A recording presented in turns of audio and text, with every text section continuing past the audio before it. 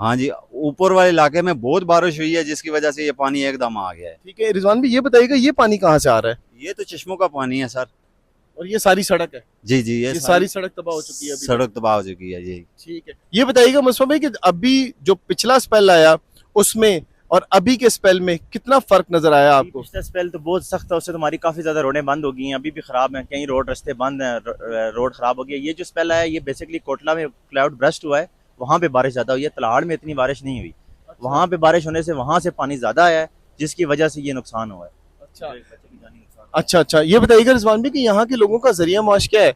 और ये जो लड़के जिस तरह से बता रहे हैं कि ये तो मकामी नहीं थे, ये किसी कहीं और से आए थे, तो ये लोग अक्सर है। यहाँ पर आते खनाबुल से रहते हैं? आए थे। अच्छा खनाबुल। तो यहाँ के लोग क्या करते हैं? यहाँ के लोग इस्लामाबाद में जॉब शॉब कोई करते हैं और कईयों ने माल मवेशी रखा हुआ है। अच्छा कईयों ने माल मवेशी रखा। मुस्तफा भाई आपका कितना घर कितने अभी तक तबाह हो चुके हैं और अभी उन लोगों के नुकसान का अजाला हो चुका है और कल जो हुआ है उसमें कितना नुकसान हुआ है?